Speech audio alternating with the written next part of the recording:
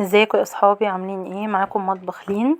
النهارده هنعمل مع بعض كده يعني جوع اخر الليل. عارفين بقى جوع اخر الليل لما بتكونوا عايزين تاكلوا حاجه مسكره؟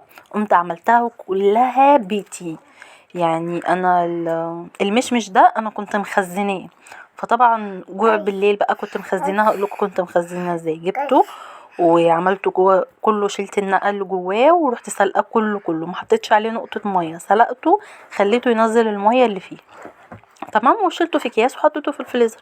لما جيت اعمله عملت منه، طلعت كيس وقعدت وحطيته وقعدت اقلب فيه. طبعا حطيت عليه كوبايتين ميه.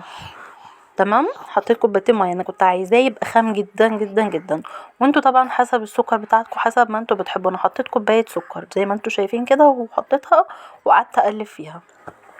طبعا التقليب دوت مهم جدا، مهم جدا في القمر الدين والرز بلبن والحاجات دي عشان يتماسك كله يخش في بعضه. تمام. شايفين الشكل عامل ازاي؟ طبعا انا نسيت اقول لكم اللي انا ضربته بالهاند بلندر، ضربته اديته ضربه حلوه كده علشان يوصل للقوام اللي انتوا شايفينه ده.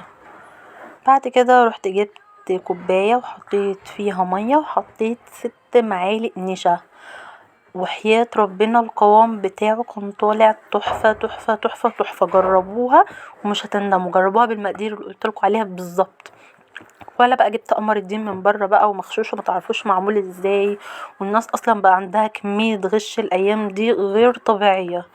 فحاولوا نعمل لاطفالنا كل حاجة تبقى طبيعية من البيت، والحاجة اللي انتوا تحسوا فيها 1% بس مضرة علينا وعلى اطفالنا امنعوها.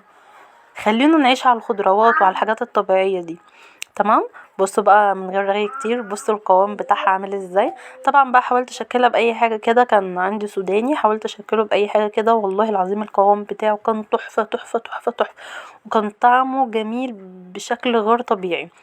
الكلام ده كان الساعه 4 الفجر. تخيلوا بقى الجنين بقى اللي قام. شايفين القوام عامل ازاي؟ ده كده كمان سخن.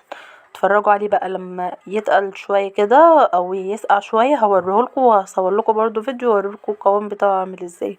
شايفين عامل ازاي يا جماعه؟ لا بجد تحفه. مع مطبخ لنا تشوفوا كل جديد. اعملوا لي لايكات وكومنتات كتير اعملوا لي بقى لايكات كتيره وكومنتات كتيره والمطبخ لينا عشان يوصل لكم كل جديد. وقولي لي ايه، وقولوا لي رايكم ايه في الكومنتات، وقولوا لي ايه الحاجه الغلط اللي انا عملتها فيه في الكومنتات، ولو هو صح برضو قولوا لي في الكومنتات رايكم فيه ايه. باي باي.